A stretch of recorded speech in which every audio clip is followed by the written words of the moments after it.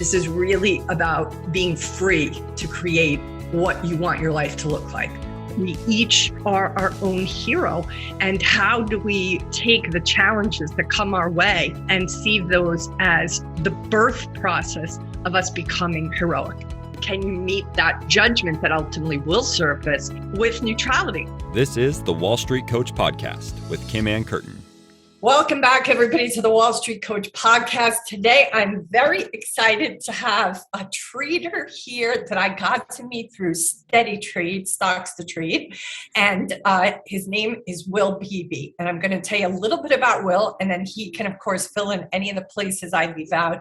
He has quite a robust bio, and I think why I wanted Will on the show today is because I really wanted him to share with you his journey of how he's been able to find himself to a place of profitability and consistency. I also just think he's an awesome guy. I've gotten to know him over the past year and a half that I've been with Stocks to Trade. And I, just wanted to share him because I think he's a really special man and he has such a great outlook and attitude with being a trader. So welcome, Will, to the podcast. I'm really glad you're here. Well, thank you. I appreciate it. It's always a pleasure. And, the last several years have definitely been quite the journey, particularly this last year, because so many things changed with the way I traded and the execution of my trades and the mental focus I have in general all around is just much more acute. And so it's been something. It's awesome. I think that willingness to be so flexible to transformation and to change is really what drew me into wanting to feature you here so you could talk about that, because I think there are those traders who come in who get really rigid quickly, and I think your story and the way you found yourself to consistency and profitability is because of your being able to pivot. So a little bit about Will, 44 years old. He joined the Navy EOD force out of high school, did 4 years with them in the desert. He went to Oregon State University, earned a BS in economics and then a master's in economics, graduated in 2006. He worked as a financial planner for Solomon Smith Barney back in the day when they were called Solomon Smith Barney, which was back in my day, many years ago. He was not doing day trading there. And he even he worked as a finance officer in car sales for Mazda and BMW, was even a hotel manager for Hilton Hampton Inn in Salem, Oregon. And he started day trading in late 2017, initially subscribed to all the hot tips in Twitter. And as he says, he failed miserably.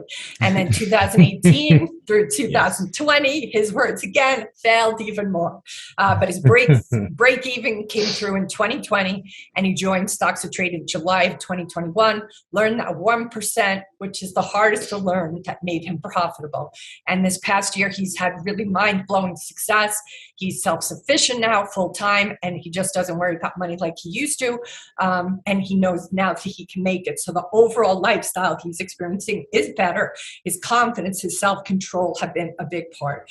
So he's going to talk a little bit about the attitude correction he himself went through. And that's why I thought what a great, guest to have on this podcast, just because you did, not everybody is willing to have an attitude adjustment. Well, what is it that, made you have that moment where you were like, oh, I have to shift my perspective on this?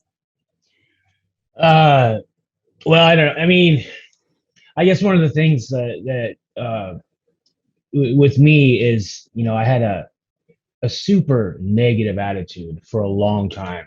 I mean, I was always the negative Nancy, I would literally and could literally take an entire room of positive people and make them just over some of the smallest problems. And like, I wouldn't pick my battles. I would just battle everything, and my father, before he passed away, he said, he's like, Will, it's okay to be wrong, even when you're right, and that would have saved certainly a lot of things in my life, past relationships, jobs, uh, and even how it affects trading right now. It's okay. It's okay to be wrong, even when you're right. I mean, sometimes you just need to be quiet and listen, and absorb a different opinion, a different point of view. And if you do that long enough, something will usually click. And for me, uh, in my career, at least in the last 3 years or 4 years, really profitability and success was kind of a moral dilemma. It was just an absolute battle of attrition. It was literally, I would try every single thing, and when it was wrong, I would just do the same thing over and over and over again. I really wouldn't change a whole lot. I mean, change the ticker, change this and that, but the whole thing was I was, even though I would watch YouTube videos and read manuals and books and stuff like that, I was unwilling to absorb any of that information. I would literally read from some of the top traders in the world and then turn right around and do exactly what I'd always been doing. And so, really in 2020, when what I consider a major breakthrough is when you do become break even. And a lot of people don't think that as a big milestone, but in my opinion, they're completely wrong. When you are break even and you are no longer hemorrhaging cash out of your account and assets from your home, you have made a major jump, because the failure rate in trading is so high. The fact that you can even become break even is something, you're literally in the top 15% if you can just break even. And so um, that's a little bit about the transition and how I had to adjust. Really, it comes down to listening more. Well, it lasted though for how long? The not listening. Boy, we're talking, certainly all of 2017, I didn't listen to anybody, absolutely not. What Because informed that? What was what was the headspace, or the self-talk, or the gremlin talk? What was that? I wouldn't listen to anybody because I literally had that theory that I was smarter than everybody that was talking to me. And that, it's so conceited and so pathetic to hear me say it, but it's the truth. I mean, I had good grades. I went to school. I got multiple degrees in the actual field of finance and economics. And so, Right. in my mind, like, just get away from You're me. doing. What are you guys talking about? I know what I'm talking about. And but you couldn't, I couldn't have been farther from the truth. I couldn't have been farther from reality, because none of that matters. Really, what matters is mindset and focusing on the right things and being able to learn, be teachable. But for 2017, 18, and all of 19, I literally was just in this narrow focused, monocular type zone that, I was just, the reason why those guys did it is they just got lucky, or whatever. And it just, I'm doing exactly what they're doing. You don't understand. I'm doing exactly what they're doing. Leave me alone, and it's just such a poor way to move forward in anything, even if you're, fixing bicycles or making surfboards, or it doesn't matter what you're doing. So what was that? What is it? I should have had a V8 moment. That's what I want to know. Where was the shift, and what was it? The part of the shift actually came. I mean, I got to give credit where credit's due. And part of it was when I started listening to some of Tim Sykes and Tim Bowen's videos. So I used to listen to them, even back in 19 or 20, but not very often. And, a lot of it at first I thought was, well, it's kind of a scam. Here we go. Another internet thing. He's trying to get me to give my money to him and this and that. But the way that the material was presented, I had to sit back and think. And Also, my fiance, she's helped tremendously on the emotional level. Quite a bit different than I am, and really, really helped me focus on needing to and not only needing but wanting to learn something new and trying something new. Yeah. And I don't know if there was necessarily an aha moment, like a lot of people probably have that. With me, I literally exhausted every way to not do it. And so really, Yeah. I was almost forced to try Yeah. this other way, Yeah. because I'd already done Everything everything else. else wrong. Totally. So it wasn't like one day, but You over just ran out of over a few other months. choices, it sounds I like. did, and it sounds so bad, But but it really hey, was. dude, you stuck around long enough to find out that all those other tools didn't work. And now you're like, well, this is the last tool in the box. What happens if I give this a whirl? Mm-hmm. So that what do you think it was that kept you there long enough to stumble into the last tool that you resisted using? Well, part of it, one quality that I think I've always had is I don't give up on anything. Whatever it is, I will sit there and try to fix something over and over and over again, until I can fix it. And same with trading or anything else. That is one thing that I've kind of prided myself in. If pride is a good thing in this situation, is that I don't give up. And I knew that trading was what I wanted to do, and I knew that I did not want to work for someone for the rest of my life. Although it is necessary in some aspects of life, especially when you're first starting out. Very few people have just $50,000 or $100,000 to put in a trading account, and okay, Sure. and then they're that good to multiply it, Yep. And so,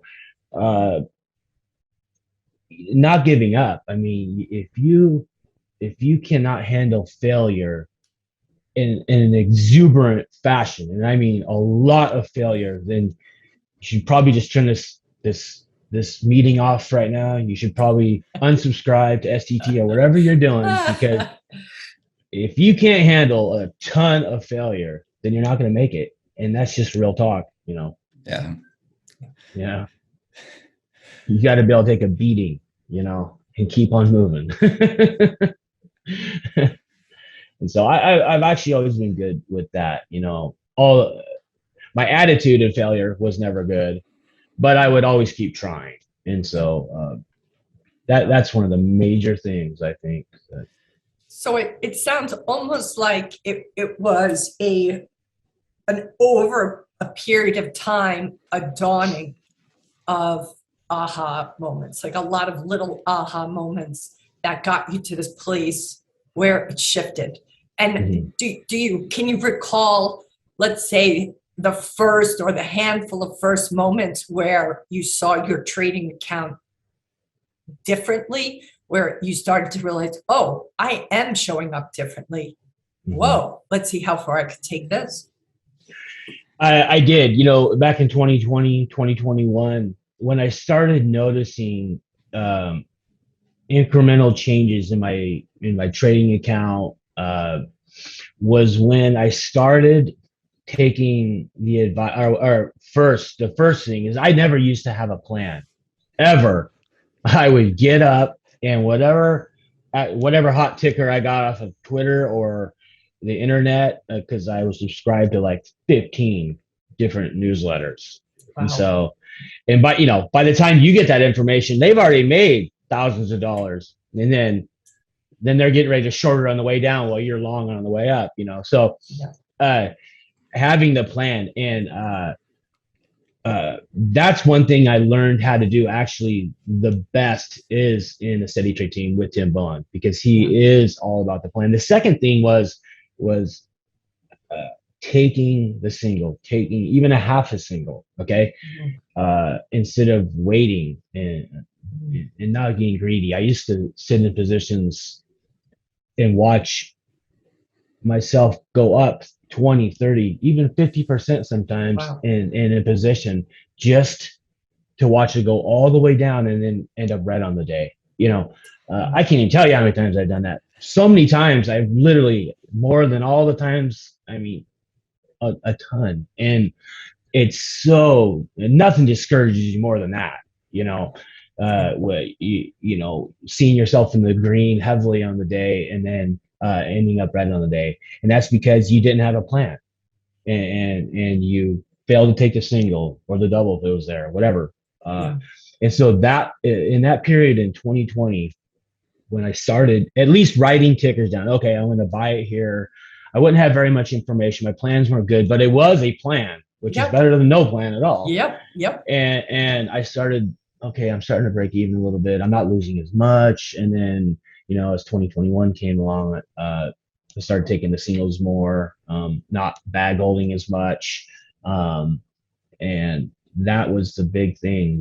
The introduction of the plan, you know, was the start of it all.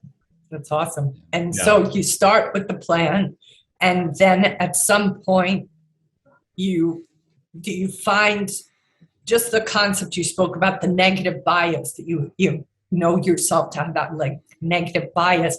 Did you start to bump into that negative bias as you started to succeed, as you started to find consistency? Sure. You know, it kind of reminds me of like good credit and bad credit. Okay. Yeah. You know, you could have 24 payments on your credit card on time, check them off, boom, boom, boom, 2 years in a row. And your credit's doing good, and it went up 75 points across the board. And then you have one late payment, and it draws you back 100 for the next 2.5 years. So it's that type of thing. Yeah. So you could have single after single after single. Oh yeah, maybe you hit a home run in between there, whatever, right? And then you have that one trade that even though you went along with your plan, it went south, and you decide to hold on to it maybe a little longer than you should have. And it just, you can literally have that erase all of the good success that you had.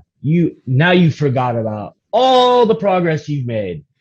This sucks. This doesn't work. They were lying. I knew it. I told you, you know.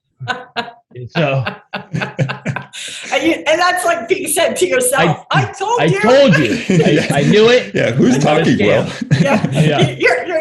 It's like we're talking at ourselves and listening to ourselves. Yeah, and so, and I oftentimes, it would take me a week or two to get back to where, okay, now I just had 2 green days in a row. Okay. Yeah. Okay. Now, if I get a red day, that's going to be okay. Okay. It's going to be okay if I get a red day tomorrow. Yeah. Okay. Or a 2, whatever. But, it does remind me of credit like that, and the payments on time. So. One payment late and you're screwed. Yeah, it's really good metaphor. It is a great metaphor, because we always talk about like loss aversion and how there's the theory of, you know, we take losses much more severely personally than we do our wins, right? Mm-hmm. And either way, we're responsible for both. So they should be even, but that's obviously not the case. I wanted to ask you, and I think maybe you answered it, but did your attitude shift before your trading, before you were profitable, or even before you were break even? Like, did you find that this positive attitude approach, was that before, or did you like have to prove that did you like in a way win that from your trading? Yeah. Makes sense. Well, you know, for me, I think the attitude started making a correction before, you know. I talk with a lot of my buddies and vets and veterans of foreign wars and stuff like that, and with the VA and stuff like that. And I used to sit around and talk with them, and I just remember in 2009 into 19 to 20 having kind of that more of that positive shift in my attitude. Now, it was not positive by any stretch of the imagination what you would consider someone who does have a good attitude. You know, someone, when you shake their hand, you feel the energy, the positivity. You know, it wasn't anything like that, but it was certainly more positive than I used to be. And I don't know if that necessarily rolled over. I would have to imagine that it did, though, because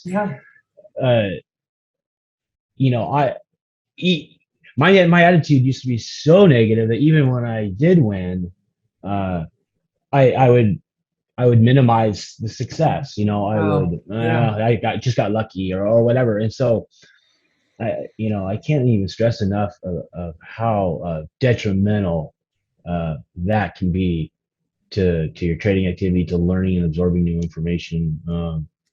And so, yeah, I'd have to say most certainly in that time frame when I started to break even, whatever, it was probably from taking advice of guys and women that were a little older than I was, had been around the block, seen things that a Yeah. lot of people don't want to see, and Yeah. so it was definitely a switch. I'd say that 90-degree turn. Were they pointing it out to you, Will, or were they sort of just sharing stories with you that began to make you see the world through a different lens? Well, no, I mean, I've had people flat out point it out. Oh, Okay. wow. Oh yeah, yeah, yeah. Even in the SCT chat, sometimes I Wow. get a little Wow. overzealous and I got to pull Wow. back. But most of the time, no, it was just a suggestion. Here's Yeah. what I did. Yeah. Here's what I do, and that really helps with calming your overall demeanor and Yeah. taking grasp and taking responsibility for your own decisions. Yeah. Once you can do that, then you're able to, if you can't take responsibility for your own decisions, then you're never going to be able to learn anything new. I mean, how is it possible? Because you're going to blame everything and everybody for everything that goes wrong with you. And so you're going to be unwilling to learn. And that was a big shift in my life back in that time frame. Yeah. So, Well, and also I think coming from being very educated and, having an experience of being quote unquote smart, and then you have to basically as to leave it all at the door when you go down to a whole nother, you know, expertise, you have to, and I have often, I have an associate's degree from the Fashion Institute of Technology. And the things that I have seen in finance and learned, in the tumbling way of the way things landed for me. And even when I wrote my book and the way, I saw certain things that Adam Smith said in his books, I don't know that I would have been able to see those things had I come with this formal education behind me, or with that sense of like, I think the universities, especially the ones where we get these, important degrees, there is this kind of understanding or unspoken understanding that you're probably smarter than the majority of people you deal with. And if you can't help but come out of that school with that kind of a presumption about yourself, you're not going to really often go into a place of beginner's mind. It's just, it's going to be like, you're going to think, no, I got what I needed because I went to that higher education.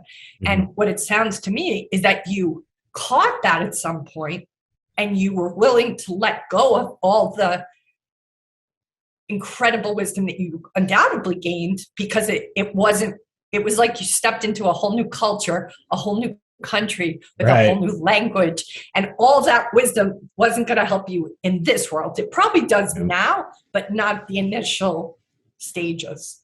Just curious your thoughts on that. Well, I have some pretty strong thoughts about that. At least in my degree, in my background, if you're talking about higher learning with economics and finance and stuff like that, you got to think, math has been around for thousands of years. So you got to wonder why they're even writing a new math book that you got to purchase every year, because the formulas haven't changed. Do you know what I mean? Great point. Right. And then you also have the fact that I found it awfully ironic that almost every professor that I had in my studies were never successful business owners themselves, or were never a millionaire, or were never. Not that defines success in a sense, but you are teaching economics and finance, so I would like to think that maybe you did something with cash somewhere along the line. Totally. Okay, and where this isn't sewing class or whatever. We're talking about money. And well, if you can't bake a meatloaf and then Right. teach it home back, you got exactly. a disconnect. So that's what So I'm you're here saying. listening to this guy, and I'm like, wait a minute, you've been broke your whole life? What are you doing? Okay. But anyway, the whole thing is I think that people need to understand that it doesn't matter what kind of education you have or how smart that you think you are, at least when it comes to trading. Doesn't matter how many PhDs you have or what classes you took. There's just nothing like it. And so, in fact, at first it was an extreme hindrance to my learning curve. I know of many people that are more profitable than me by a long ways that started out the exact same time I did, even slightly later, okay, and have twice with less money and have twice the account size I do now. Why? Because they were open to new information right off the bat. They didn't know everything right off the bat like I did, and so like I thought I did. And so you just can't let that higher education thing think that you've got it mastered, because you're gonna be in for a real rude awakening. Not that education isn't great, and that I think people should have it, because it does give me an advantage, I think, now and the big picture process. But when you're starting out, you need to be a sponge. Yeah. It's awesome. It's so impressive, Will, though, that you can speak to this and that you were able to find your way on the other side of this, because I don't know that very many do. I think very many hang it up because they just get so stubborn and committed to their ways. And I can't help but think of, there's, I think it's Rocky 3 that Tim Bowen always quotes, when he talked about his own, repetition of failure. And, how was it, Tim, that you finally kind of saw the light? He said, pain, Kim, pain. Yep. Clever Lang. That's what he said. That's what he said. So it does sound, Will, like it was pain as well for you that made you. But I do think a lot of traders hit that pain and they're out. So that you didn't go anywhere is a testament to your, perseverance and willingness to adapt. Like, I get you resisted and you were stubborn, but you weren't in the end, because you are willing to shift. So that is massive. It's massive. I hope you have stopped to pat yourself on the back, because it's really quite extraordinary that you were able to shift. I just, I got to be careful, not to pat myself on the back too much, because that's what I used to do. And it's something that you just got to take day by day. And yeah, like Tim Bowen says, pain, this is just one of those, one of those careers that if you want to make it, and when I say make it, I mean, I'm talking about becoming self-sufficient, becoming full-time, becoming profitable, not having car payments unless you truly desire it, that type of thing, waking up and going to bed and feeling okay about things, then you have to be willing to endure a massive amount of pain over and over again, regardless regardless of your account size, regardless of what you are going to experience that trading, because it is that difficult. And but the self-satisfaction that you have, like the self-satisfaction that I have, knowing that things are going to be okay, because I have the knowledge. I've taken the time to learn the wrong way, but I've also taken the time to learn the right way. And so it's that end goal, that slow process. Like Tim Sykes always says, and he does his things every day, he's talking about the long haul, the long process, because it is going to take a long time. It will, years. It'll take you years to become profitable. And that's just the reality of it. And so people really need to understand that next year, you started now, next year, you're probably not going to be profitable. If you are doing killer. Okay. I mean, I'm glad you are. Or you've really been lucky because the markets were just rewarding people for not really being smart, but just being lucky. And a lot of people collapse lucky with, I'm smart, I know what I'm doing.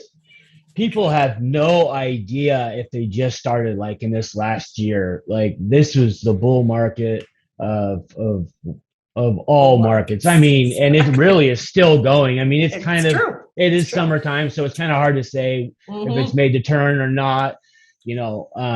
But never have I ever seen in my life some of these sectors come along and last as long as they do, like the EV sector, the COVID sector, whatever.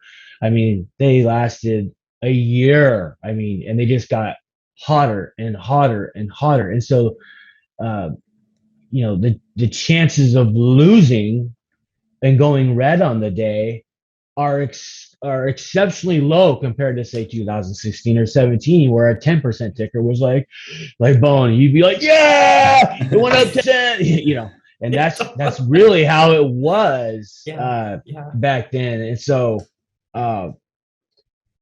you know, this is a great time to learn trading because the odds are so much more in your favor. Because when the hard times come, and they will, then you will have the expertise to deal with it better. So learning right now, you couldn't get into a better time than right now or this last year. That's for certain. I believe you're right. One of the things, you know, I just want to speak to, because I was telling you to acknowledge yourself and your win. And I really do hear you push back and be like, you know, well, that's what got me in trouble in the first place, you know, my ego, so to speak. But what I like to say is there's two egos. There's the capital E ego, which is kind of the higher self. And then there's the lowercase e ego. And the lowercase e ego is the one that has to be right, that is, you know, committed to its story.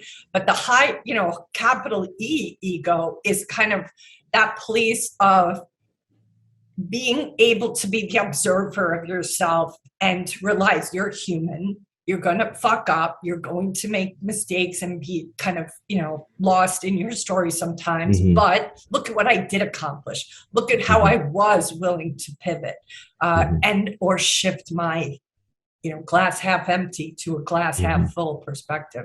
So it's that, you know, because I do think when somebody does accomplish what you have accomplished, we do have to like pause and, you know, be like, hey, I did something here. This is a big deal.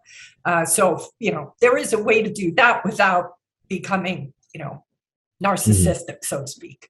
So I do feel very good about where I'm at, and you know, I let it be known to now and then, you know, look where I was at, you know, and you know, and it's true, you know, look where I was at, and it was not in a good spot. And so, you know, I am very happy about that. And, you know, I let it be known. Because of how I started with the I was the lowercase e forever. And, so I'm always real careful on that one, but it is a major accomplishment to be profitable. And I do consider myself in that top 15%, you know, and maybe over the next year I get in that top 10%. Who knows? Every percent you go is that much harder and harder to grab, you know. That's right. But I'm very, very stoked about and just pumped, you know, that everything's going the way it's going right now. I'm so happy for you. So happy. And I just think it's such an inspiring story. And it's also such a great template for people to see how much dedication is required of them for this to be what they want to put their full-time, you know, attention to. You've got to be ready for the disappointment. You've got to be ready for the failure. Are you going to be able to be comfortable and tolerate the failure?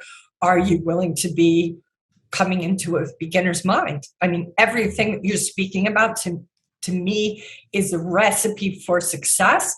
And the fact that you got that recipe at all, and then those hopefully who are listening to us who are perhaps more at the beginning or haven't heard the lessons, it's like, well, we'll just possibly saved you a hell of a lot of skin in the game if you hopefully listen years. to them. Hopefully years. You would absolutely save somebody years if they listen. It is, trading and learning trading. I think it's kind of like going to, I don't know, like flight training or jump school. If you're going to get your jump wings or something like that. Like if you don't do it all in every single day, and say you do it here and then you wait a week, you're going to have to redo that lesson. Yeah. And what you're going to do is you're going to find yourself constantly redoing the same thing over and over again. You're never going to progress. You have to be all in. I don't care if this is part-time, you're serving at Denny's and you got to pick up the kids later. It doesn't matter. That's not my problem. I've had to do that, and so if you want to go ahead and you want to move forward, you have to be all in. It has to be all in. That way you don't find yourself regressing constantly and relearning the whole thing. You take that first flight lesson and then you come back 3 weeks later, your pilot, the trainer's gonna be like, dude, no, we got to redo the one you just did, probably twice. Yep. By the way, it's $800. Yeah. And so it's like, exactly. You have to be all in. And I can't stress that enough too. All in. All in. That's awesome. Yep. Luke, is there any questions you had that you didn't get to ask? I kind of want to go back to the idea of pain and also like your idea of like not bag holding anymore. And how that kind of, you said, it sounded like it kind of was like a slow decline. I'm wondering if there was like some sort of, what was the impetus to finally get your shit together? Well, part of it is you run out of money to fund your trading account. Okay, that'll do it. I mean, was there something that like did you have to like refund your account? Like I'm wondering, just because I've known people that have dealt with this over and over again. Was it developing a plan and finally like realizing, oh, if I have a plan, I can do this. Early on, I had to fund my account. Several years back, a few times. I started out with $2,500, and that's how much I started. And it took a long time to get over the PDT. But once you're over that, you can progressively move at an accelerated rate. But as far as the not bag holding and stuff like that, it was kind of a slow, like I said, just like I said earlier, a battle of attrition. Just like instead of doing it, 3 times or 4 times real bad this month, I only did it 2 or 3 times.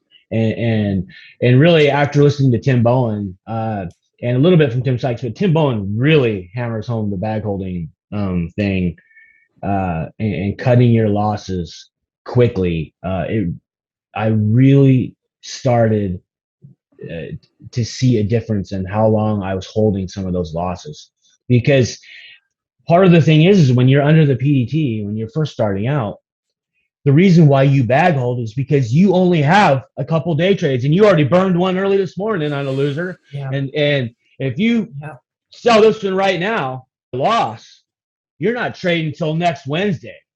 Yep. Unless you create some other account and you have another $2,500 or whatever throw in it.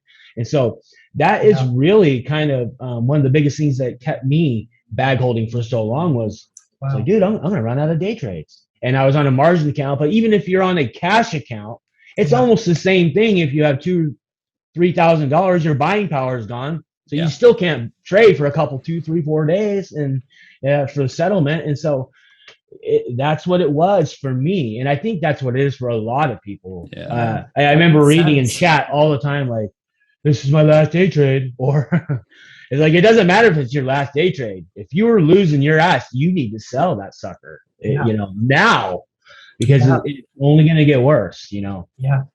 It's a really good point. Well, I don't know that I've ever heard anybody speak to that. And I have no doubt that is part of why they will hold on because they Yep. feel like they won't be able to play anymore. It's If I like, can just hold it one more day, then it can be a swing trade.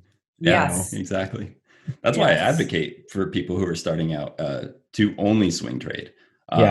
Just because that way you never run into the PDT rule. And like you said, I guess that's an added bonus is you don't hold on to losers as often. But it's hard I don't think about that as often anymore. But I do remember when I started as well and under the PDT, and it's frustrating. So it was like I just started just swing. Everything was a swing trade basically. And now that you actually said that, it actually there is kind of a clear point when I did recognize becoming profitable or at least break even was when I started focusing more on those afternoon high day breaks and swinging them into the next day over for the gap up. And not only was I not sometimes I have to burn a day trade if it if whatever it did in after hours, but that was a defining point because when I first started out, swing trading wasn't really a strategy. It was just more of I bought it early in the morning and now it's down so low that I have to swing trade it because I'm not going to burn a day trade, But once I turned swing trading into an actual strategy, which started in about 2020 on those high day breaks and that pattern, and then hopefully you grab the gap or the squeeze in after hours, I started noticing I always have a trade.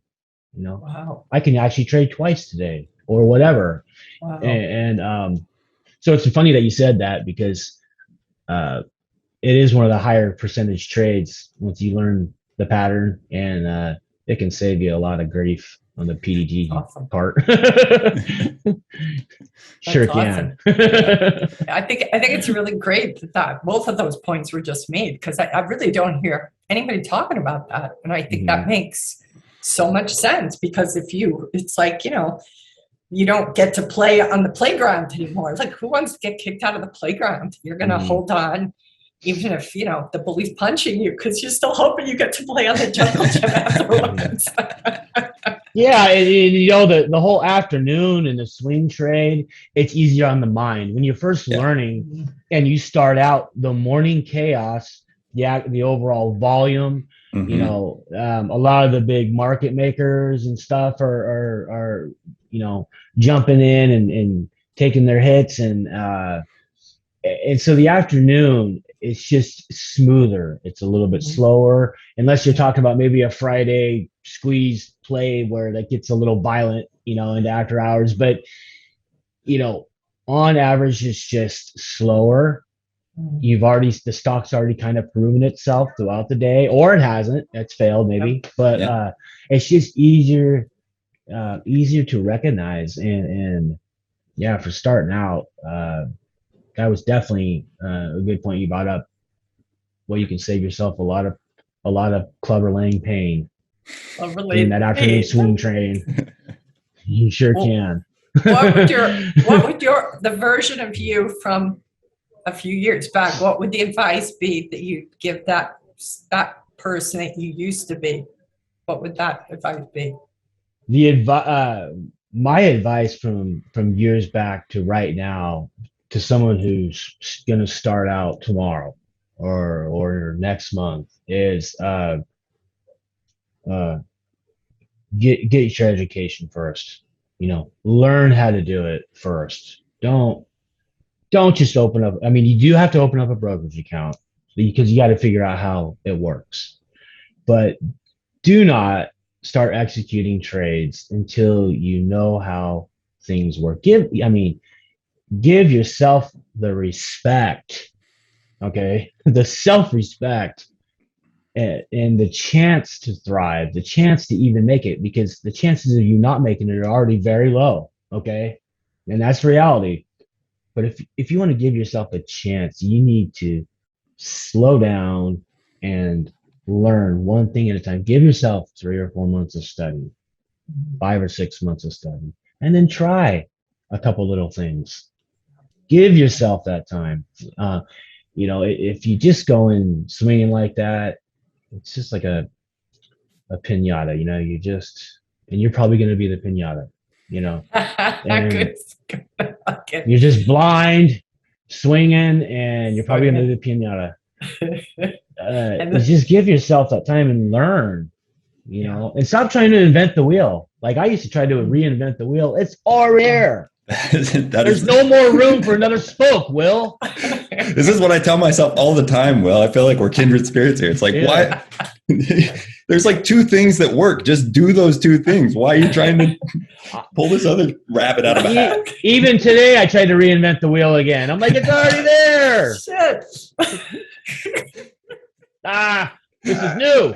It's awesome. It's good to have humor about it, though, Yeah, you got to. You got to. And someone's already done it. The cloth has already been cut. Yeah. Take a patch from the cloth that's already there. Don't cut off some new thread. You've already got the pattern. It's already there. And whether you choose a program like Stock to Trade or you do something else, of course I advocate for SCT, but there's a lot of good programs out there. And if you want to have a chance, you would need to at least do one of them. You just got to. 1 year of college is at least at OSU is 5 times more than a year on STT Pro. Wow. 5 times. Wow. Yeah, I think that's probably the truth. Like that's a good point you bring up. Like you have to find some sort of like mentorship that can help accelerate that growth, because you can watch as many YouTube videos and flounder around as read as many books as possible, but it really helps to just watch somebody else trade or like hear their trade ideas and then just if they will break it down, it just accelerates it, right? Yeah, it's just like, like with SCT, and specifically speaking, you have Tim Bone. He breaks it down with the type of things that he trades. And I like watching Jack Kellogg a lot too on the OTCs. And, he breaks it down. It's very specific. And one thing I know is the information I'm getting is correct. Why? Because they've already made it. Yeah. I know that they've made it in the exact same thing I'm trying to do. So it's not like just going into a university or reading a book. You're not sure if the guy behind this book has really done anything. You never met the guy or the girl.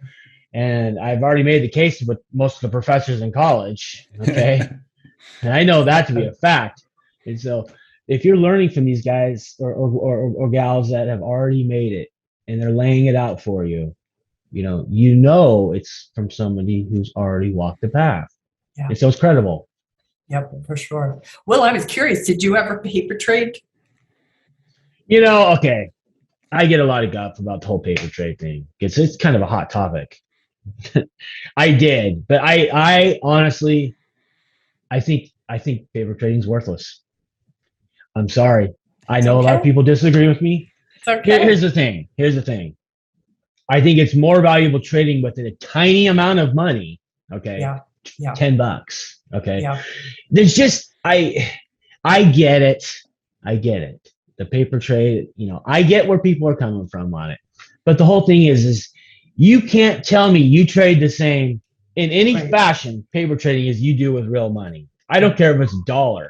You made that $1, whether you took back a bag of cans or it was on the last year paycheck, and that is just reality. And so people are like, well, yeah, you can study the patterns. You can study the patterns without paper trading too. And so, and I know I've gotten in heated discussions with people about that. And I very well could be wrong because there's people who have paper traded and now they're worth millions of dollars. Okay. So who am I to say? Right. Stephen Johnson just had a coming to Jesus moment about paper trading. Did he? We just recorded it this morning actually, and he's starting to go long, and he's still figuring it out. So for the first time, he's doing some paper trading. He's like, oh, I'm not going to lose money as I test this theory now. And he apologized. He said, I apologize. I was wrong about paper trading. Yeah. Because as long as I've been there, he's yelling at me, don't paper trade, kid. So, but I love it, Will, that I love your passion. I love your, conviction. And even though you spoke your mind about paper trading, you were able and willing to say, and I could be wrong. Like, who knows who's right, who's wrong?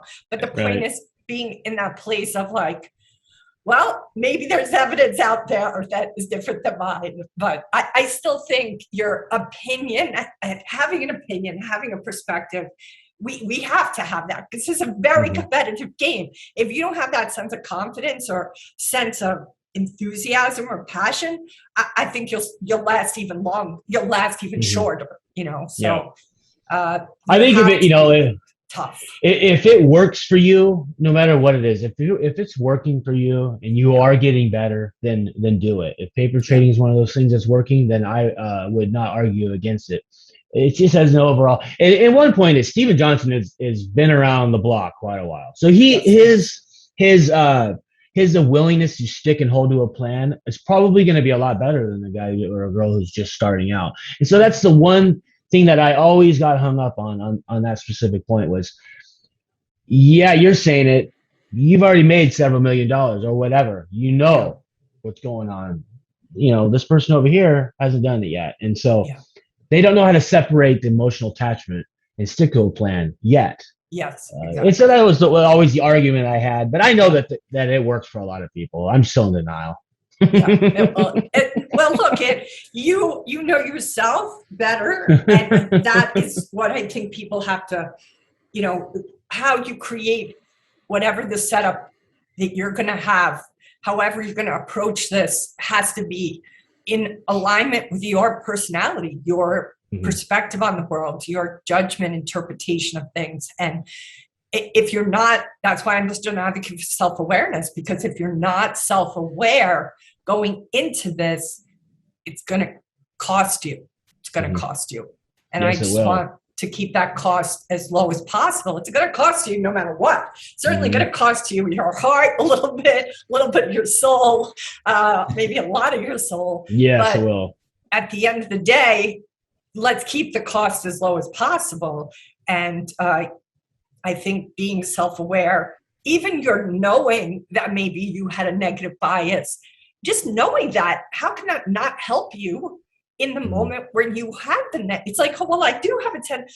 I'm like, the queen of catastrophizing, but I know it, so when I something that maybe is going pear-shaped, I take it to the, apocalypse in my imagination, but at least I can pause and say, well, you do have a tendency, Kim, to always take things to the apocalypse. So maybe the apocalypse hasn't happened for you yet. Maybe it's a little too dramatic, right? At least I can notice that about myself.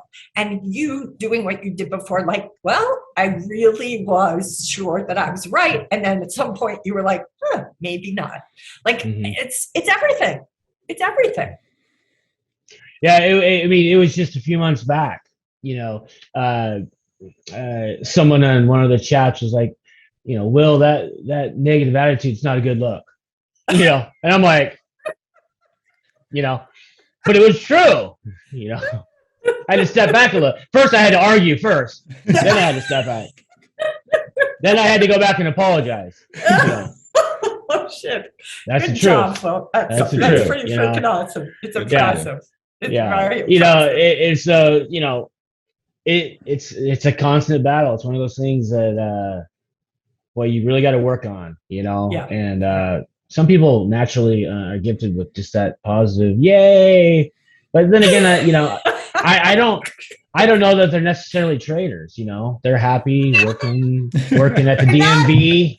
They're happy holding up the line at the DMV or whatever, And are you saying that maybe the ones that thrive in trading are the ones that are like the glass half empty? Yes, it is most certainly half empty. So that bodes well for my future as a trader, since I'm really good at catastrophizing. Yes. Maybe I'll do okay at this game. 100%. You've been looking at it the wrong way the whole time. See, I thought catastrophizing was something I had to get rid of. I'm just not using it in the right place. Not enough. Yeah. Not enough. I will say, anytime I think about when we recorded our podcast about your first trade, Kim, and it was like, am I going to lose everything? And it was like, No, true.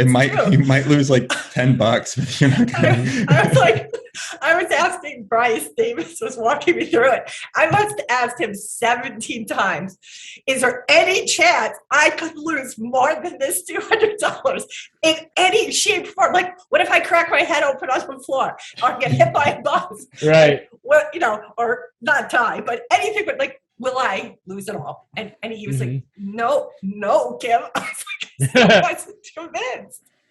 So, that's an important point when you started out. When I started out for several years, and this is something that I think is so important for new traders is you need to focus on risk management. You need to focus on how much am I going to lose here? What's the most I can lose? What is acceptable to me? See, when I started out, that's not what it was. If this thing gets to 3 cents, I'm going to have $8 million. That was my thought. How much am I going to win? Yeah. Right? Yeah. I didn't even think about the loss. I mean, I knew it was there. Maybe. But I went into every trade with multiplying it out and be like, okay, if it hits $8, I'm going to have, just in the first 2 months, I'm going to already have 500,000. That's it. And see, it's other things have done that. Other stocks have went up like that. Yeah. And so that's how I would think was how much am I going to win? And that needs to be part of your plan, but, or when you need to get out, what's acceptable profit. Right. But your risk measure is priority number one. Like, what's the most that you can lose and still move forward. And so. Yeah. But it's interesting, Will, that you're pointing that out, considering you self-described as being a negative guy. It feels like that is actually you being a positive guy in those trades. Do you see what I mean? Well, I mean, I did have the the positive wants, I guess, in that positive vision on that aspect. But I also had as far as trading, I really didn't understand what it was all about. To me, it was more of a not get rich quick scheme, but get rich quick. Quicker. And so I couldn't grasp the enormity of how difficult it is to learn and how long this take and the beating that you do have to take to be profitable. And so for me, it was just a natural way of, oh yeah, this is what's probably going to happen. At least half that, at least $1 million. And so, that's how I thought. And then after you start taking a beating as bad as I did, you're like, oh my God, I can't lose another 900 like that. Or I'm not going past 900 this time. Like you shouldn't be going past 90 when you're starting out, let alone 900, And so it did shift after a while, but yeah. Pain will do that. Yes. Yep. It's awesome. This was such a great conversation. I'm beyond grateful to you for coming on and for being so honest and forthright and not, posturing or looking too cool for school. You're just so real and down to earth, Will, which is why I wanted to have you on. So thank you. I really appreciate that. It was cool. This is a lot of fun. Yeah. Good. Yeah. I hope you had a good time. And I did. I hope it's okay, Will. We're going to share your Twitter handle and Instagram handle.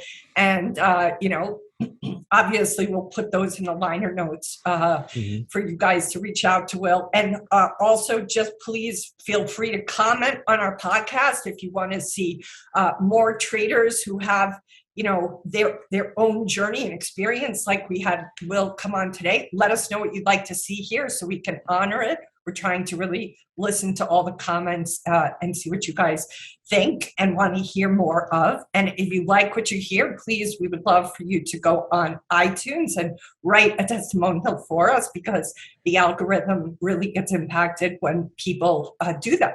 And I think that will be it. We'll wrap up there, Lucas. Yeah. Just comment pain if you like this. Yeah. All righty. I had a great time. I love it. So glad to have you here. And if you're willing, maybe you can come back and we'll see how everything's going in 6 months or so. Okay, I'd be more than happy to let you guys know what's going on, and good. it's going to be great. I know it will. Good. Yeah, we'll I stay have in no touch. doubt. Have no doubt. All right. Good to see you. Thank you so much, Will. Bye, Kim. Aloha Bye, for now, Lucas. everybody. See everybody soon. Bye. This has been the Wall Street Coach Podcast with Kim Ann Curtin. You can find out more about her and her team online at thewallstreetcoach.com. If you've enjoyed this podcast, please consider leaving a 5-star review on iTunes. Thank you for listening.